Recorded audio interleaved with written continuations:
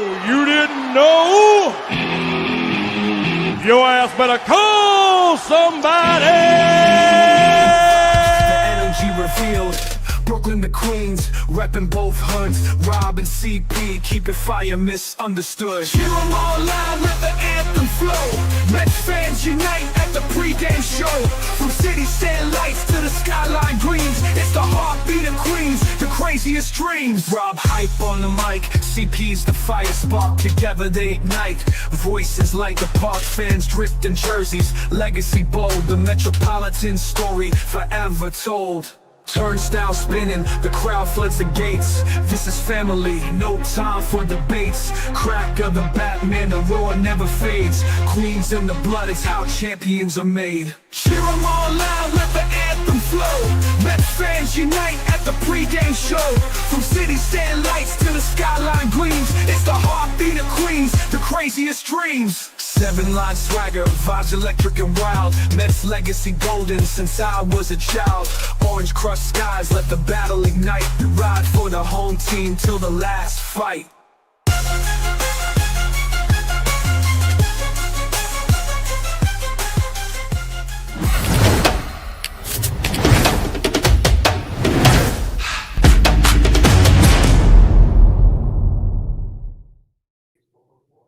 What's up, Mets fans? Welcome back to the Amazing Mets pregame show right here on the channel and on X. How is everybody doing on this Memorial Day Monday? Hopefully everybody's having a safe and healthy Memorial Day weekend as well. But the Mets do have a 4 o'clock game today, as it's a late afternoon game for the New York Mets facing one of the worst teams in baseball in the Chicago White Sox. Chris, how are you today? I'm great in the sense that we watched the Mets just take a series from the Dodgers, but I cannot lie, my allergies, I cannot breathe out of my nose right now. So I don't know what's in the air. I don't know what they put in this pollen, but it's getting to me, Rob. No matter how much allergy medication I take, it's getting to me. So yeah. I'm doing good though. Mets baseball wise, we talked about, everything that we needed to talk about yesterday. We talked about, the last 10 games and how it's kind of transpired and, a little bit of the overreactions that we've been seeing from this Mets fan base. And hopefully that side of the fan base has calmed down a little bit after this series win against the Dodgers. Really good opportunity to take advantage of a team that's really not good in the Chicago White Sox. So time to get it done. Yeah, we can talk about matchups all we want. We can talk about lineup construction. And again, I already have problems with the lineup, but I don't care who's in the lineup today, to be quite honest with you. I think everybody should dominate this White Sox team. They're not very good. Every one of these guys, obviously we're going to look closely at Luis Robert Jr., obviously, because he's going to be a big trade target at the deadline for many teams, probably including the Mets for that matter. So probably that's the only thing the Mets fans are going to be looking at. But this is a series where, a sweep is warranted. Anything less will probably be somewhat disappointing. We're playing the 2 worst teams in baseball back to back. So it's not really something that, we should be looking at a 5-6 game winning streak, to be quite honest with you.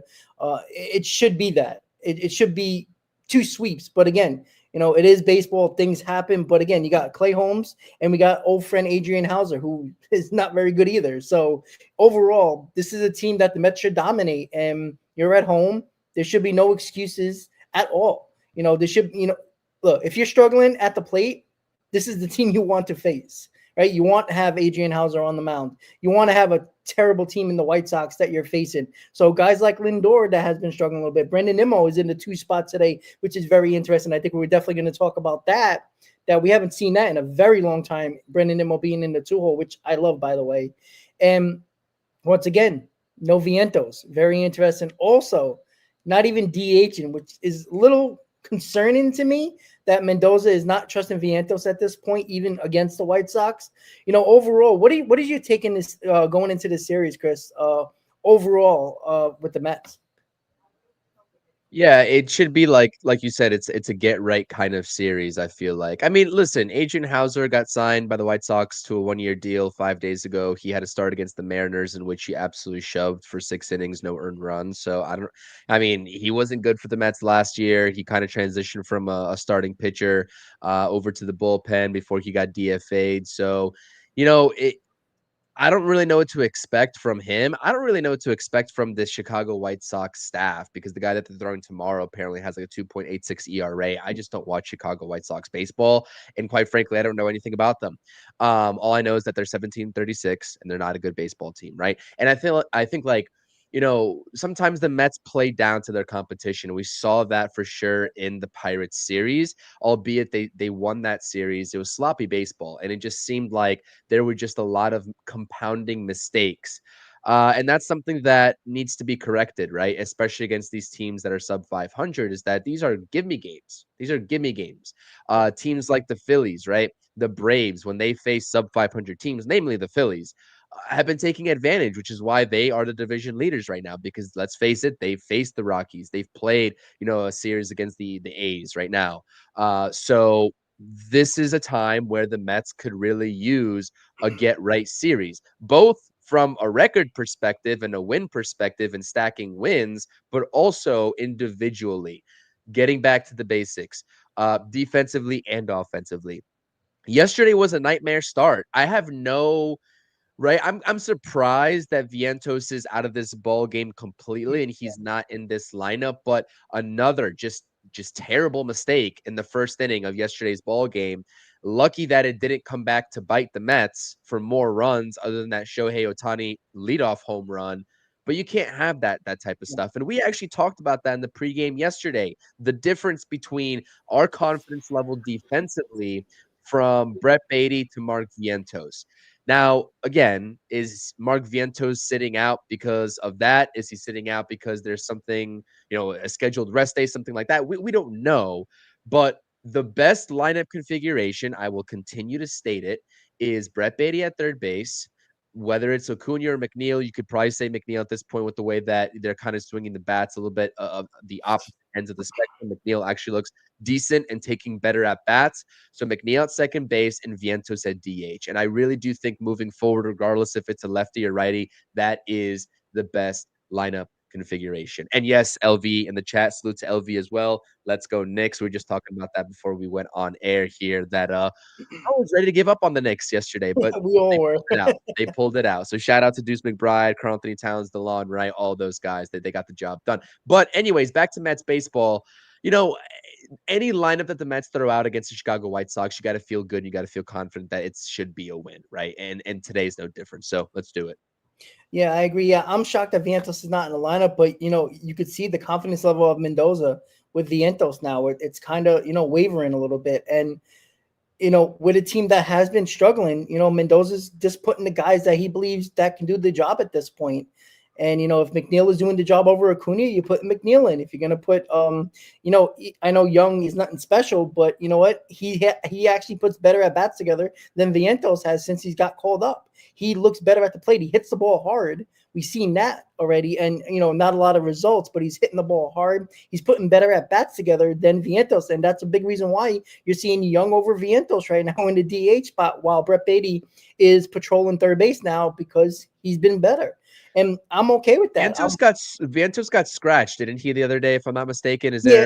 Apparently it was abdominal soreness, but then somebody said it was just a 24-hour bug. So maybe it is ribs or something like that, or maybe something wrong with the abdomen.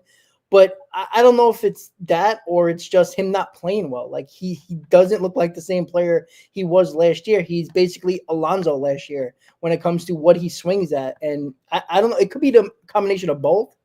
And maybe he is just injured, and I don't see Mendoza, burying him as a young type of player or a guy who carried us last year for a while along with Lindor. But either way, he's not in the lineup, and it's going to be questioned all over with Met fans. Is it the abdominal soreness? Is it just the lack of performance that he has this year that is basically non-existent?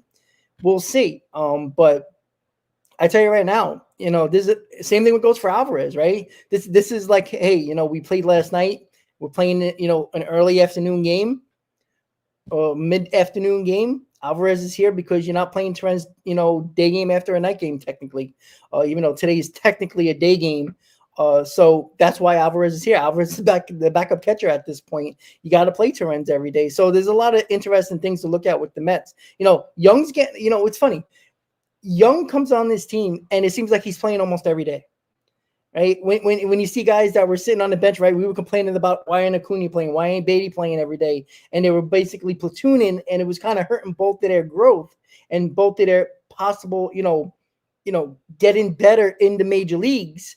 And now Young's here, and he's basically playing almost every day, which is interesting to see. And he's nowhere near any of those guys, so it is very interesting to see. But what is your thought? I just have to say with Jerry Young, he's batting fifth today. Now, I don't get it at all. That Beatty, McNeil, I would have chose Taylor for that matter. Any of these three guys, I would have chosen a 5 spot. I mean, maybe it's something about matchups. I don't know. But what is your thoughts on Young batting fifth? I actually I don't mind it because this is something where it just seems like, again, as we talked about yesterday on our stream, that they're trying to figure out a decent combination. And honestly, Jared Young could be here for a while. I was looking at Jared Young in spring training when I released my top 5 players to watch in spring training video, and he came in, I forgot, it was either number 3 or number 4. But, this is a guy that had a lot of success over there overseas after he kind of had a disappointing stint in Major League Baseball at the Cubs, I believe was last team. But yeah, he's got power. We saw it yesterday on the ball that was hit 108 miles per hour to dead center field. That was on the warning track, which was unfortunate for him. But yeah, I would have rather seen Beatty. You'd rather move up Beatty, in the lineup. Jeff McNeil, even though I wouldn't be in favor of that per se, we've seen that combination with Jeff McNeil as well. Again, with Alvarez moving into the 9 spot, Brett Beatty moving up 3 spots from the 9 hole, where he was at yesterday, it just seems like Mendoza is trying to get a feel for the personnel and just trying to do this early in the season as possible, especially against a team like the White Sox, maybe even the Rockies coming to town after that, rather than mid-June, the dog days of summer, when you're facing the good competition with the hard June schedule that the Mets have coming up, and trying to figure out lineup combinations then. So I really do think it's just kind of like a plug and play and a little bit of like an experimental thing for Carlos Mendoza. So I don't mind Jared Young, though, to be honest. I think he has a capable bat, and he's a utility guy, too, if you need him defensively. Not that the Mets do, because they have this merry-go-round at third base and second base, etc. But it's just more depth to add on to an already, I guess, plentiful depth, I guess, core at second base and third base. But yeah, you can sit there and analyze, who's batting fifth, who's batting sixth. It just seems not random. There's a method to Carlos Mendoza's madness, I'm sure. And shout out to the people in the chat as well that are tuning into the stream. We appreciate you all being here. Mendoza saying that he just wanted the lefty against the righty Adrian Hauser. Mendoza loves to do that as well, right? He doesn't necessarily play the hot hand all the time like we would want. He likes to play the matchups. And as frustrating and annoying as it is sometimes, that's what he does. And that's what he's been doing since he's been manager of the New York Mets going back to last season. So you got the 2 lefties there. You got, multiple lefties here. Soto, Young, Beatty, McNeil. But I can't help but feel like, right, if Vientos was at the top of his game, he's an everyday ball player. If Vientos was showing a reason, right? The numbers for Vientos overall within the last 30 days aren't terrible. They're still not up to expectations. But when you take a look at the past week and a half, he's really been struggling, right? There was a period there where Vientos looked like he was kind of coming out of it, and he looked like he was getting some of the numbers up.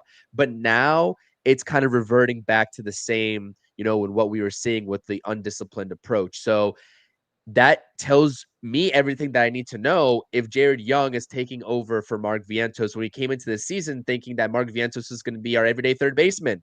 You know what I mean? Things change. Baseball is fluid. I say that all the time. Yeah, and with nobody really taking that DH role, even Jesse Winker, when he was healthy, wasn't playing well. He had a couple of good games, but he wasn't playing well. He was supposed to be the everyday, mostly the everyday DH, and that really hasn't worked before he got hurt. And then when he got hurt, it was kind of up for grabs, and nobody really took it. And, with Vientos, the only guy basically was able to play third base. I know Acuna and Beatty were there, but they weren't performing well in the beginning of the year. So there wasn't really many options to go to. McNeil was hurt. So the DH option was very, like you said, fluid. It was very open. And I think, Jerry Young is holding, keeping that spot warm for Ronnie Mauricio, because any moment, as soon as Ronnie Mauricio's up, I think Jerry Young is going back down, and Mauricio is going to be the DH. He's going to be what Vientos is now. He'll play second. I mean, he'll play third. Obviously Mauricio can play short and second. He can play second base. So there's versatility there. So we can play three positions, and these guys are going to get starts. It will be interesting when Mauricio does come up, because he's blowing it up in AAA right now. He's just beating. I haven't seen his numbers. Is he doing well? He's outstanding. I think he has like 4 home runs, if I'm not mistaken. He's looked really good with the bat. He's shown a lot of power, stolen bases as well.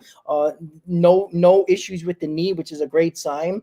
I think he's going to be here very, very shortly. I wouldn't be surprised on June 1st. You're going to see him here, which is I think extremely important, because the Mets, there is no doubt David Stearns favors Ronnie Mauricio a lot.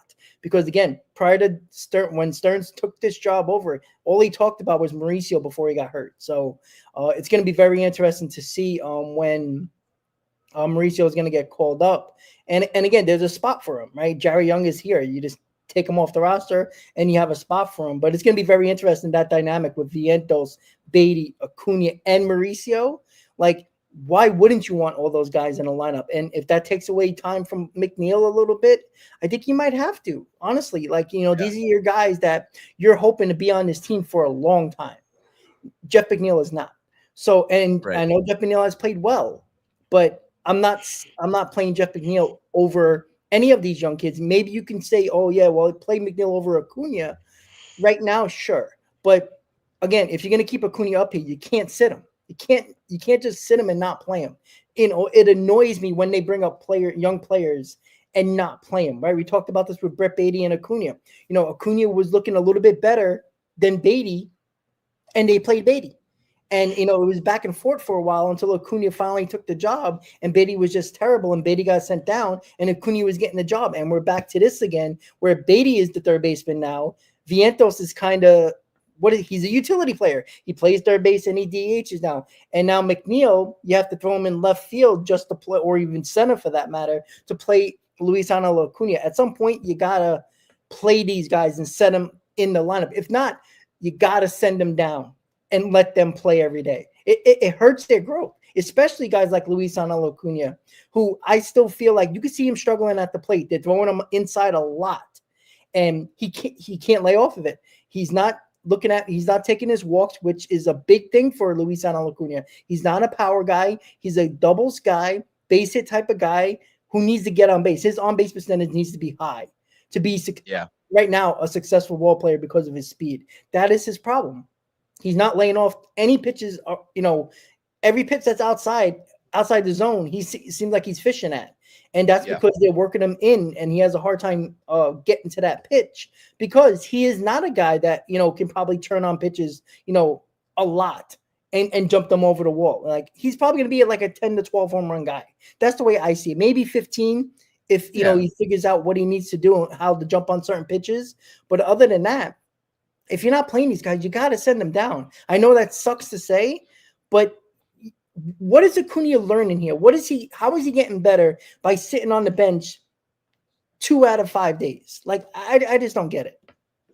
Well, I'm curious, and Acuna's approach definitely has changed since, when he was finding success. He's definitely fishing out of the zone.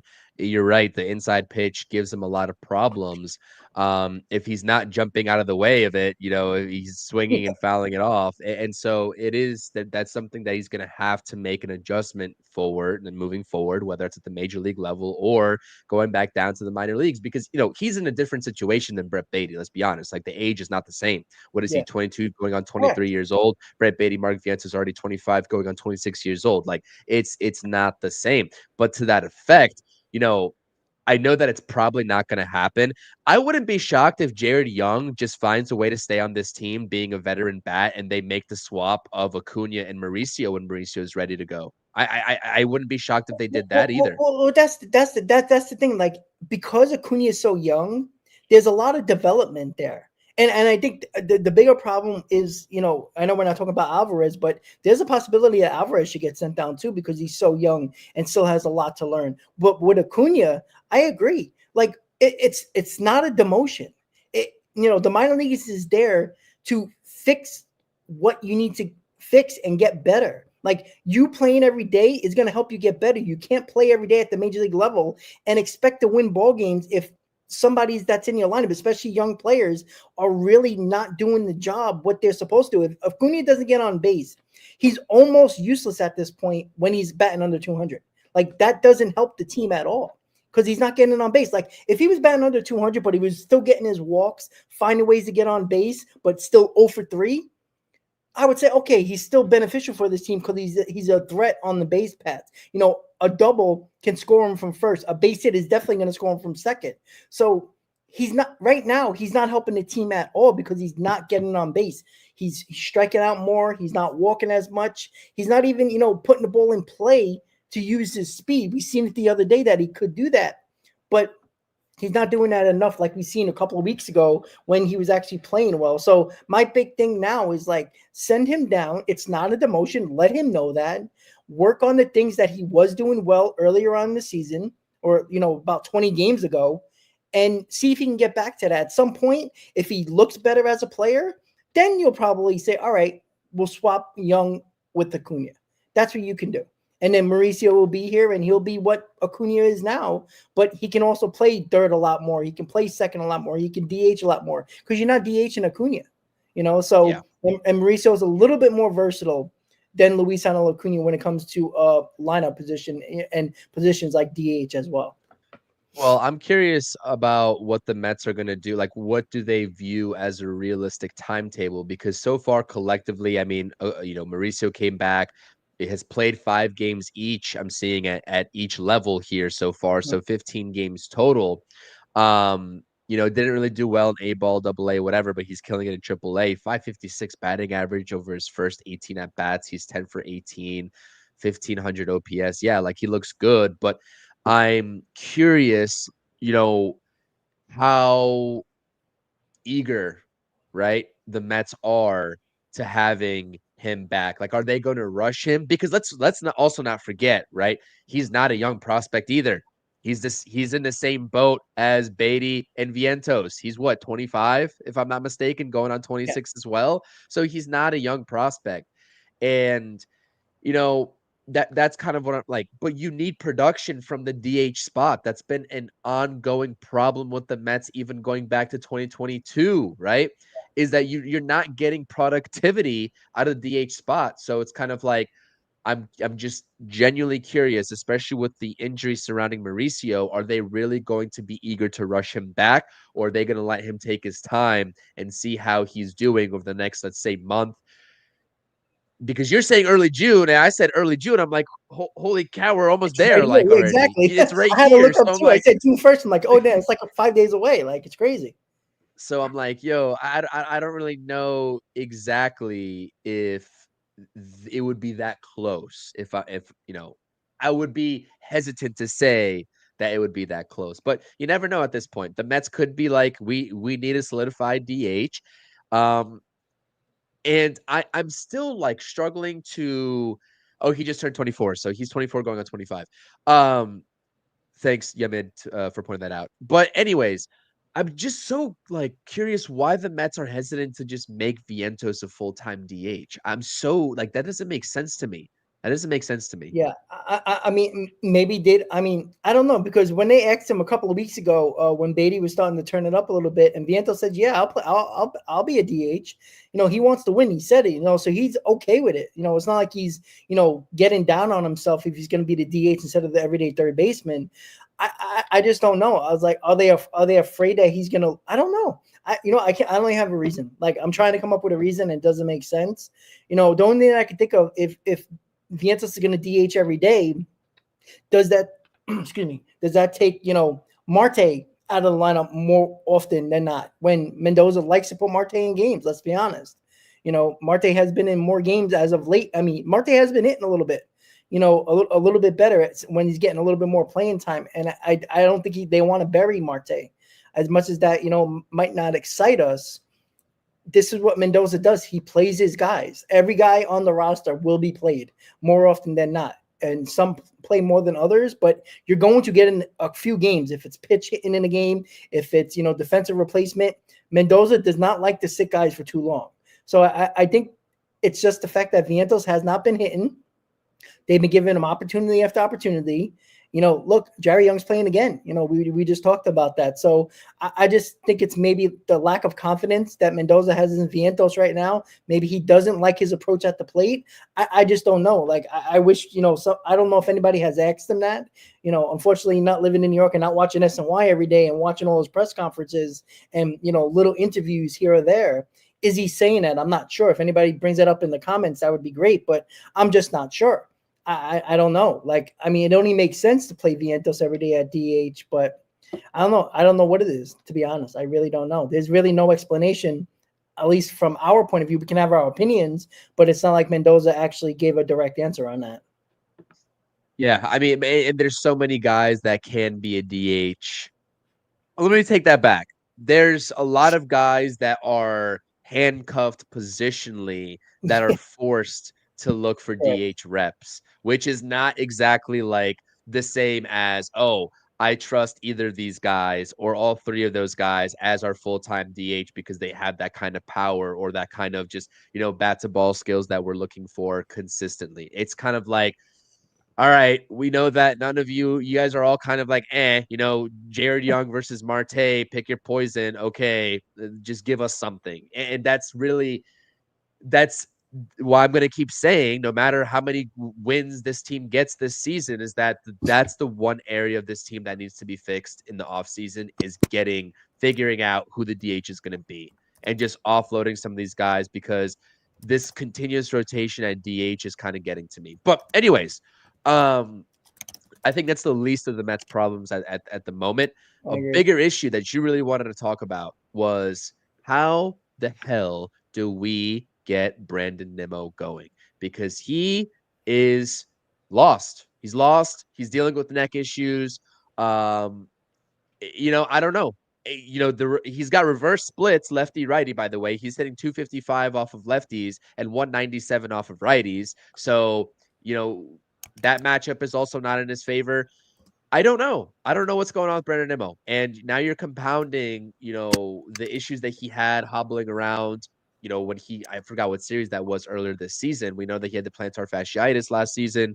Now he's got, the neck problem. I think the story was that he was making breakfast and he just felt something in his neck or something. That's what I heard. That's what I saw. There's something weird. Yeah. I don't know, man. But Brandon Nimmo, 2-spot, 5-spot, 6-spot. I don't care at this point. We need some production from Brandon Nimmo. That's what we need. This is why I love Carlos Mendoza. When was Brandon Nimmo most successful in his career? In the number 2 spot. And throw him back there, right? You threw Nimmo in the 3 hole, the 4 hole, the 5 hole, the 6 hole. Nothing's working anywhere but the 2 hole. And again, I talked about this for a while. I think Brandon Nimmo, because of the way the lineup construction is, it's very hard for him to hit bat number 2. If the lineup it was doing well, Brandon Nimmo would be 5 or 6 in this lineup, like probably 4 or 5 in the lineup somewhere.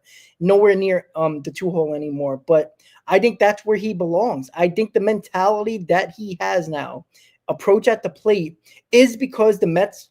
I'm blaming Brandon Nimmo, but I'm also blaming the Mets for trying to make him what he never was, and that's a big run producer and a power hitter. And I think putting him in the 3 hole, the 4 hole, the 5 hole, even the 6 hole, he's lost out there mentally. And I think that he needs to go back to what he was really good at, which is slapping the ball the other way, getting those base hits, getting those doubles, and stop trying to, overswing and launch angle swing and uppercutting like crazy. His game is level swing and hit the ball where it's pitched. That was why he was so successful. He got that big contract because he was so successful at doing that while still providing a little bit more power. I don't need Brandon Nimmo to have 90-something RBIs. We don't need this from this. We don't need it from him, right? We have Pete Alonso. We have Juan Soto. We have Francisco Lindor. That is more than enough run-producing guys where you need guys to also get on base. Brandon Nimmo should be that guy. And I think the Mets really fucked him up. Brandon Nimmo deserves a lot of blame. But I think the Mets really messed him up when they says, hey, we think you should be a power hitter. We think you should be a big run producer. And then take him out of the spot where he was most successful, either the leadoff or the 2-hole. And with this lineup, the way it's constructed, I mean, now you could put Brandon Nimmo there. But this is perfect for Brandon Nimmo. I think this can hopefully get him mentally right, because I don't think it's talent anymore. I don't think he's washed. I don't believe that. I don't believe that. I know he had injuries, but we've seen what he can carry a team for a month. We've seen that before. He can carry a team for 2 months. We've seen that before. I don't think he's washed. I just think his mind is so warped of thinking that he has to be a power hitter and a run producer when he does not have to be. And putting him in this 2-hole hopefully gets that head right a little bit. Yeah, and I was kind of just looking at his just splits in his career, and you know what though, like, yeah, let's see how he does batting second. But I honestly also like the 6th spot for him. You get That's him not out a of the bad top spot. 5. That's not a bad And, spot. yeah, and so Brett Beatty, if things are fluid like we say that they are all the time, Brett Beatty can get a chance to move up potentially. The way that Brett Beatty's swinging the bat right now, like, there's your 5 hitter right there. Agree. This guy's swinging a flamethrower right now in his bat. It's crazy. And so, yeah, it would make sense. Like, putting him, I like it. Maybe he goes back to, his old ways in the 2 spot. But, the way that if he's going to continue that same approach and what he's been doing, like you said, Rob, Yeah, that's the issue. putting him in the 2 spot is not going to do anything. It's Well, not that's going to do why I've anything. been talking about the mental approach to it, because I Right. think it's just that. I think that he feels pressured to be a power hitter and a run producer. Like, you're not hitting 25 plus home runs. You're not. You're not doing that consistently. So I don't consider you a power hitter. And Right. I don't believe he's a big run producer. I think he can still have a game where he can hit 18 to 20 home runs, have 85 RBIs, and still bat 270. But, you can't bat 210 and don't have 25 plus home runs and have over 95 RBIs. Like, you can't have that average and then be terrible in other aspects of the game, because you're not helping this team at all. That's what I think it's the mental aspect of him knowing 2-hole. I don't need to do too much. I got to get on base for the Sotos and the Alonsos of the world. But what I'm saying is that we hope, right, that he goes back to that. But if he doesn't, then putting him in the 2-hole consistently moving forward is not going to make any difference. If you're batting him 2 or 3, he's going to Agreed. be doing the same thing no matter what. So it has to come from within with Brandon Nimmo and trying to revert back to, because I agree with you. Like, the best version of Brandon Nimmo is, I wouldn't categorize him as necessarily a slap hitter. And I think No. that the shift changes in the rules of the shift, kind of also it hurt McNeil, and a lot of those hits that Brandon Nimmo had early in his career as well. Also, you could say the same thing for potentially, but I think that Brandon Nimmo, when he is 100% correct and on top of his game, he's a much more well-rounded hitter. First of all, than a lot of the guys in the lineup, but second of all, definitely over Jeff McNeil, right? So he's got to change his approach. That's the big issue. That's the big thing. And that's only going to come from Brandon Nimmo. Like, at this point, nobody else is going to really ingrain that into, him unless he does it himself. And I think at the end of the day, what we're going to see is if he doesn't turn it around in the 2-hole, what we're going to see is when he is on the field, when he doesn't have an injury concern, because I do agree that there are a lot of issues with Brandon Nimmo. There always have been. We've always known about his injury history. That's not anything new.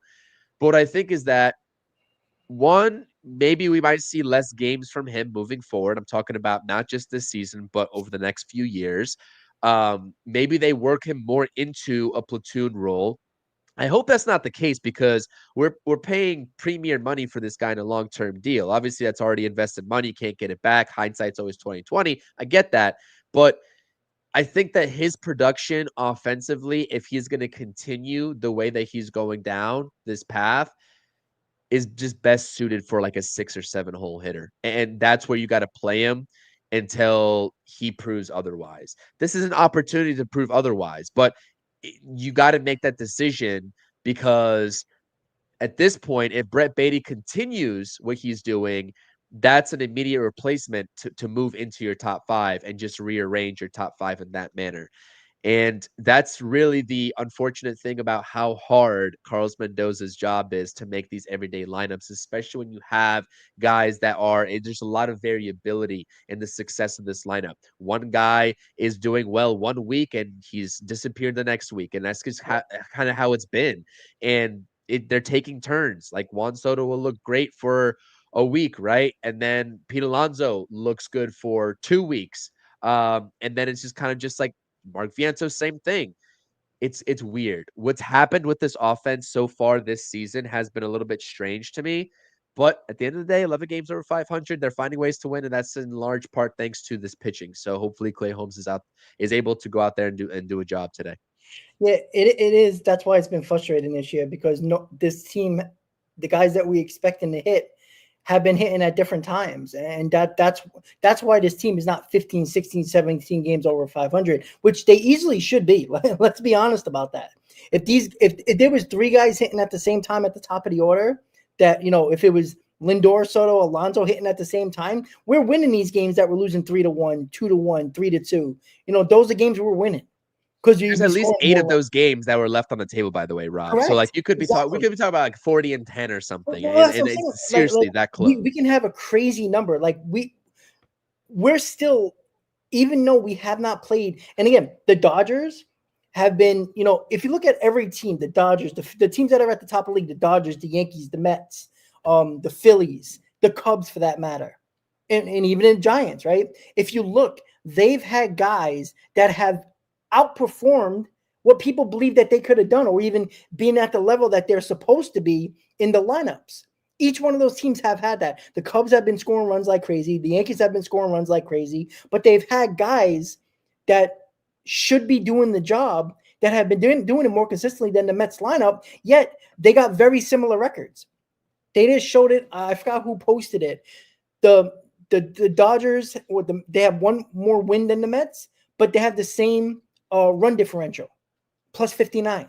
So it shows you that the Mets are scoring runs, but they're not scoring them consistently throughout a series. They'll score them in bunches, or because they've been not getting shut out and they've been scoring 2 runs here, 4 runs here, 3 runs here. They've still been winning some of those games, but they haven't been giving up runs. And that's kudos to the pitching, not giving up a ton of runs. That's why your differential is so high.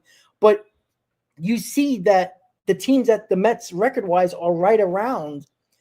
Each one of those teams, if you look at their lineups, they'll have 2 or 3 guys going all at the same time, and that's why they're scoring more runs, or technically more runs per game, than the New York Mets, but yet the records are very similar. So it just shows you, how inconsistent this offense has been. And even if they were league average with runners in scoring position, you have 5, 6, maybe even more of those wins. Like, that's the difference. Like, they're not even league average right now with runners in scoring position, this lineup. And that's because you're not having 29th. They're 29th. I think I heard in the broadcast. Only the Pirates are worse. If they were 20th, they would probably have 4 or 5 more wins easily. Like, that's the difference of not scoring runs and being one of the worst teams in baseball runners in scoring position. You get to 25th, 24th, 25th in 2 weeks with runners in scoring position, you're winning those games. Like, that's the difference. And that's the inconsistency that's frustrating, because we know it's there. Like, Lindor is not shot. Juan Soto is not shot. Pete Alonso is not shot. They're just struggling. Too many guys are struggling at the same time. And that's when you have to rely on the Beattys of the world, the McNeils of the world, the Taylors of the world. That's where you fall into, games where you're going to lose, because those guys aren't at the level that those guys are, the guys up top are. And you can't expect those guys to consistently do it. But those guys at the top, you've seen do it consistently. That's why it's been so frustrating. Yeah. I mean, it's well said. I think that, you'd be naive if you're a Mets fan to not acknowledge that the offense needs to get better if they ultimately want to get to where they want to get to come playoff time or down the stretch of this season. Still a lot of season left. I still have a lot of hope that they do turn it around as a collective unit. And it's really good because we could be talking about a completely different start to the season if the one weakness that everyone thought was going to be a weakness of this team going into the season was actually also a weakness alongside the offense, and that's the starting rotation. So been really impressed. Like, they were not only doing well in the beginning of the season, but then people started to talk about bullpen over usage, and there was some sort of bullpen phenomenon that was going around where guys looked like they were being burnt out a little bit too soon, and injuries started to stockpile to two lefties and Minter and Danny Young, and everybody was panicking. Rotation, get into the sixth inning, please, please, please. I mean, I think maybe outside of Tyler McGill, we've seen that these pitchers across the board have now been getting into the sixth inning. David Peterson looks like he's doing it consistently, right? At least over his past couple of starts. Kodai Senga, same thing, right? And it's Griffin Canning is also just having a phenomenal start to a season. So you can't ask for anything else from this pitching and from this bullpen, right? I don't think that they've done their job. They've held their end of the bargain. And so when we always say it's going to get tiring until it's not, until the Mets prove that this is no longer the case, we're going to keep saying it. This team hasn't fully clicked yet. They haven't fully found the same rhythm as a cohesive unit yet, and they're 11 games over 500. So when people are pressing the panic button, I understand it.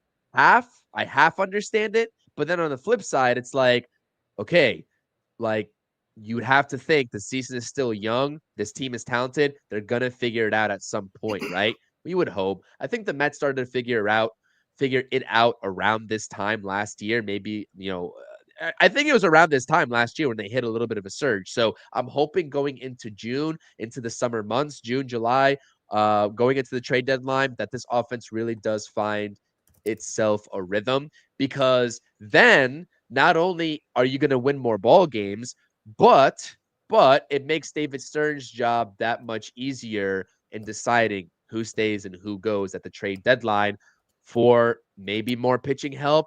I mean, at this rate, you would think that maybe they're going to target a bat at the deadline, potentially. I don't know. It's going to be interesting, but a lot of ball games left to be had. The next 6 games against putrid teams, like Daniel was saying up in the chat, has to be 5, if not just a clean sweep, both across the board, 6 games. Yesterday was a momentum builder, Rob. That's why we wanted that game from the Dodgers and to get the series. It was a momentum builder.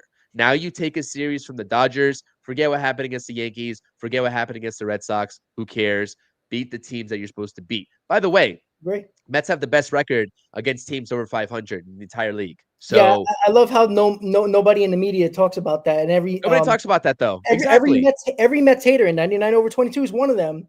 Nobody talks about that. The Mets are right around one of the best records in baseball, and that's without having a lineup that's been 29th in baseball runners in scoring position. And I just said it in the chat. The Mets should be the best team in baseball. They're not right now, and I completely understand that. The Tigers have looked damn good. They got excellent pitching. Their lineup has been coming up, right? But they also don't play nobody in the American League. Like, let's be honest about that. And when I talked about this fact that, he's talking about the Dodgers, if they had their pitching, the Mets would be swept. Why would you say that? The Mets pitching has been the best in baseball. So, and they shut down the lineup that is very healthy for the Dodgers lineup. And the Dodgers, one area that the Dodgers were winning games with is their offense. And after Shohei Ohtani's home run, they did nothing the rest of the game. The Dodgers score run in bunches, right? This was a low scoring series. That's why we were bitching and moaning that the Mets should have won that first game, because it wasn't a high scoring series. It really wasn't. Like, this was a pitcher's dream for the New York Mets. They did what they had to do against a very good Dodger lineup. Very good. Probably one of the best in baseball, if not the best.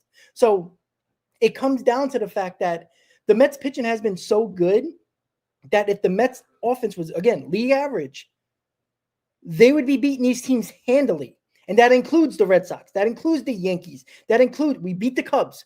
We beat the Dodgers, right? We beat the Diamondbacks. The team, again, you just said it, Chris, teams that are over 500, the Mets have the best record against, right? That is not circumstance. That is not, oh, well, this and that. No, this is a fact. And this is without the offense being the best in baseball. And that's the biggest problem is their offense. What happened against the Look, Yankees? The Mets beat themselves. Could we be honest about that series? they did. They We did. did. How many errors did the Mets make in that series? 6 in that series? And that's the majority. How many earned runs were actually given up by the Mets? It was defense. It is. Like, again, you're still 99/22. You've been doing this since the Mets have been playing the Yankees. And Chris wasn't around during a lot of these streams. You are a typical Yankee fan that is very lost when you talk about your team. You are, because Max Fried has been outstanding, best pitcher in baseball. But look at what happened during those games, right? The last game in the series, how many errors did the Mets have? How many defensive woes did they have? And they were playing decently defensively. They weren't playing great before that. And they were playing terrible once they got into the Yankee series, right? They didn't play defensively well against the Red Sox. That's why they lost the series. The fact is, you could score all the runs you want. But if the Mets just did a little, not even a lot, a little bit better offensively, it's a whole different ballgame, because that is just what you see. You've seen it through every game. Every game that we come out of, we're like, damn, how did we lose that game? And it's just the little things. It's the 1-for-7s with runners in scoring position. It's the 2-for-10s with runners in scoring positions. Rob, they know that. They know that. It's just Mets obsession. I think you're just feeding into it. It's just Mets obsession. Even the radio heads. This is like Yankees fans that even have actual platforms on the radio. They do the same thing. It's always about the Mets because, a team that the Yankees should have swept their last series, they lost to the Rockies. And you know what I mean? Like, oh, nobody's pointing these things out, but it's just like, as soon as the Mets lose a game to the Rockies, this is going to be LOL Mets. Like, we know how this goes. And so, like, feeding into it is just, it's kind of takes away purpose. It feeds into that. I want to say, though, I had a thought here. Around the Dodgers series, right? Last year in the NLCS, there was 6 games total played. Mm-hmm. 8 runs or more collectively between the two teams that was the case in all 6 of those games. 10 runs or more happened in 4 of them, 4 of 6. High power offense, even going back to their run last year, the Dodgers, that is how they win their ball games. So the Mets in this series twice held them to 2 runs or less. That's a win. That's what you call shutting down the reigning champion, their elite offense. That's what happened. Let's be real here. So yeah, like shoulda, coulda, woulda. Like the Mets could have swept the Dodgers. We could say the same thing, right? Instead of vice versa. So, I'm looking at, as I said yesterday, for me, I look at processes. I look at adjustments, and I think that the Mets are starting to make a little bit of those adjustments in other areas of the game, even outside of the runners in scoring position. Mm-hmm. Runners in scoring position is the only thing about this team that I'm like, okay, I don't feel any better today than I did yesterday, because they'll have like one game where they go, 4 for 11 the other night with runners in scoring position, which is awesome. And then they'll follow that up with an 0 for 7 or an 0 for 8. So we need to see a little bit more consistency there. But in terms of the pitching for the Mets, if you're taking a look at how these pitchers are attacking, look at David Peterson, what he did to Shohei Ohtani. And I love David Peterson's comments, after the game when asked about Shohei Ohtani. Because, by the way, this was a series against the Dodgers, and I'm going to let off some steam here because this was ridiculous. This was a nationally, like all 3 games, if I'm not mistaken, were nationally televised against the Dodgers, right? I had to listen to AJ Przinsky. I can't stand that dude. Cannot stand that dude, right? The ESPN booth, same thing, right? And so I'm sure the players feel it too. Because David Peterson asked about Shohei Ohtani after making him look like a fool all game long. David Peterson's like, he's just another hitter. And I love that mentality from these pitchers. Not the most talented roster, not the most talented rotation, I should say, on paper. That's what was worrying everybody coming into the season with Griffin Canning, Tyler McGill, right? How is Kodai Senga going to respond? But they've looked good. And the reason why they've looked good, I truly believe this, is because they are a confident staff. I They agree. attack hitters. They don't nibble around the corners of the plate like the Mets pitchers were doing to begin the season last season that wasn't working out in their favor. So I love it. Sorry to go on my little rant. I had to do that. But yeah, No, I like the confidence that they're playing with. yeah, I agree, and that's that's the big thing with anybody in baseball. When it comes to confidence, when you feel confident in a certain area, it's amazing what players can do.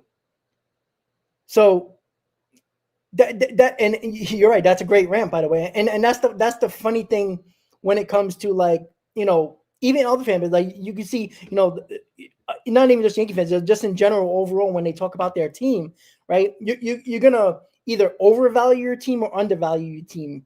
And that's why you have to take a step back when you're a fan of a team and really break down what is, are they as good as they are, or are they as bad as they've been when it comes to whatever section of the offensive or defensive or pitching side that we've been looking at overall. So it is interesting because you can look at the NL East. It's a very good division, right? We all know that, right? The Braves have came out of nowhere. I know they've still been they were like 5-6 games behind the Mets in as well, and 7 games by the Phillies. But that's a division. Like, you got 9 teams that are really good in the National League, and that's why the Mets have to hopefully have continued success with the pitching, because they're going to struggle if they don't. Like, that's a fact. We know that the offense could break out of it at any moment. When that happens, who the hell knows? But and that's the thing. Do you really think it is confidence as a whole with the pitching staff, Chris? Because like Griffin Cannon never, and I think somebody brought it up in the chat, never had more than 7 wins. This guy has not been good in his career. Like, is it just figuring out a guy and him just being confident on the mound and what he throws? And that goes for everybody in this rotation, by the way. Do you think it's just that? For Griffin Canning, or you said everyone in the rotation, but you're saying just the confidence level? Like, repeat that one more time. Just confidence level with the pitching staff, not just the rotation, the bullpen as well. Like, look at Brazaban. Like, it has to be just confidence, because the talent was always there with a lot of these guys. Yeah. I mean, yeah, I think that's what I mean. These guys are major leaguers for a reason. But yeah, I mean, for Griffin Canning, like, listen, the turnaround that he's had in his career. I mean, you have to give a little bit of credit to the Mets pitching lab, right? I mean, I have to feel like, because when you go into the actual adjustments of these pitchers, let's take a look at for example, Griffin Canning. The slider usage, especially to begin the season, I haven't taken a look at it recently, but it's way up. He's using the slider a lot more often than he did his last go around in his last full season, to which he pitched to what, an over 6.7 ERA, which is what got Mets fans panicked to begin with when we actually went out and got him after the Braves DFA'd him this offseason. So I think that it's a culmination or a combination of both, where I think these pitchers, one, probably are also embracing playing in New York at the end of the day. I think that could also be a factor of a little bit more motivation going from an organization like the Angels over to the Mets. And then 2, I think the pitching lab has just as equal of, I guess, credit to get for these turnarounds. So, but at the end of the day, pitching labs are pitching labs, and you can go out there and give the instruction. It's up to these pitchers to go out there and actually execute these pitches and hit their locations. And to all these guys' credit, they're going out there and doing it consistently. So I do think that confidence definitely, right? When you're facing a team like the Dodgers and the lineup that they've been able to put together top to bottom and make them look the way that they did, right? Especially with David Peterson. Like, that's bulldog mentality, Rob, that you always talk about. That's bulldog mentality, going after them and not being scared. Make your pitch. And when they're at the top of their game, all these pitchers, they are throwing balls with late break that look like strikes and end up tailing away from the opposing hitters, like Shohei Ohtani or David Peterson was doing to Shohei Ohtani last series. And that's the ultimate goal. So I think that the execution has just been beautiful. Sorry, I'm just typing over here. Rob is preoccupied. Yeah, I definitely am. Like It's been ever since the Yankee series that he finally shows up or actually talks now, and it's just hilarious. So it is very interesting the fact that the bulldog mentality is there with the pitching for the Mets. And again, it's almost what 2.5 months now. So, and again, I'm still I will say this until they prove me wrong.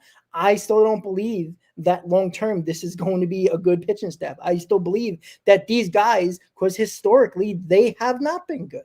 Like I don't trust when they get into that. Look, Griffin Cannon is kind of an enigma because he's thrown 170 plus innings in his career. He did it last year. He's did it a couple of times. He's just never been good. So maybe the being good and knowing that he can go 170 plus innings, that could be warranted and could actually happen.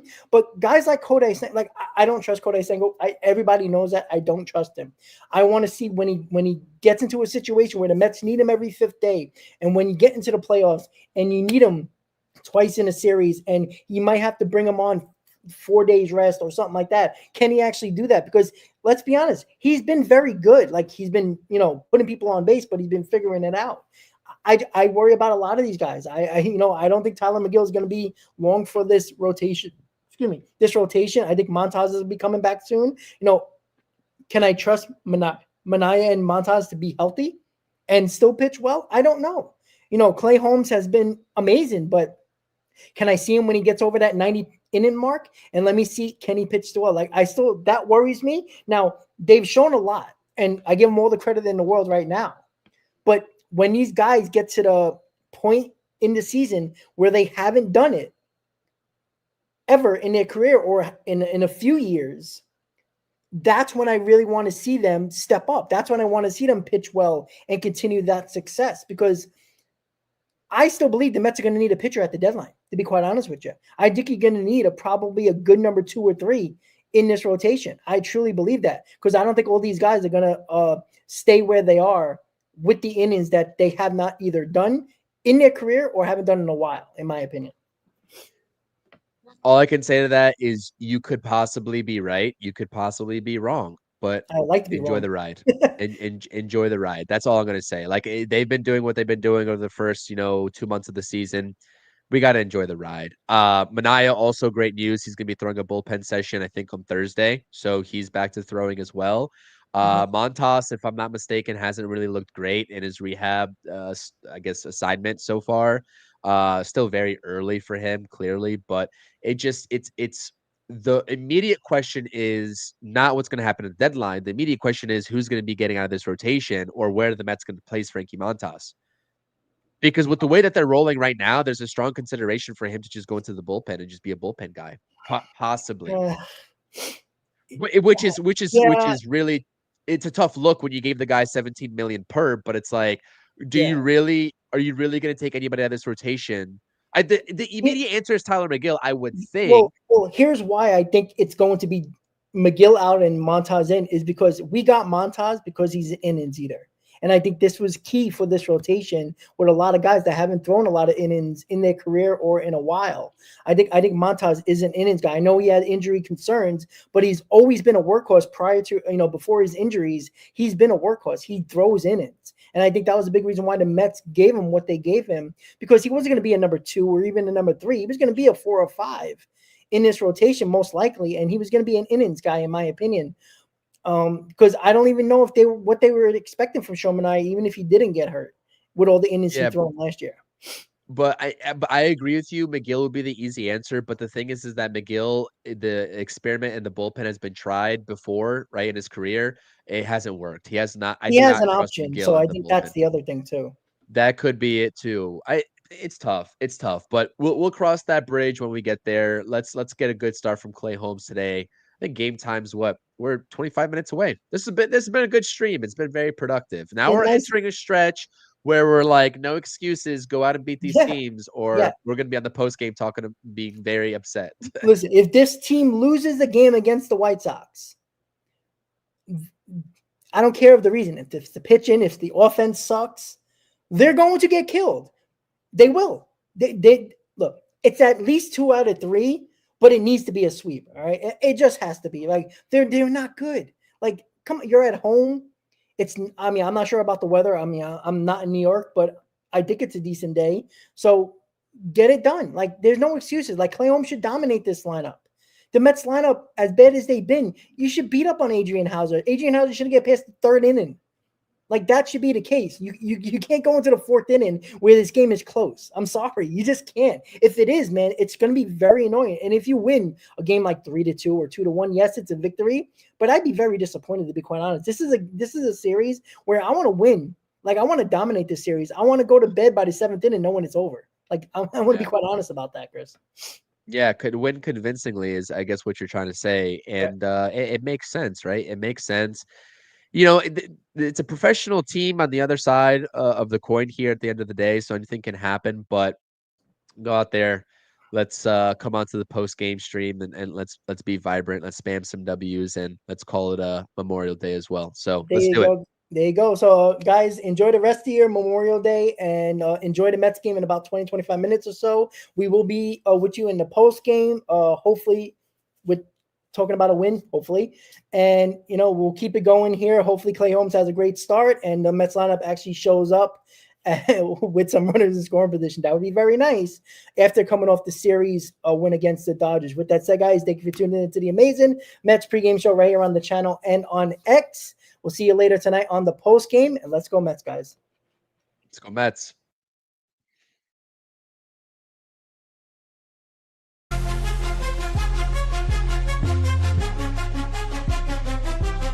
Seven train rumble, headed to the field, orange and blue.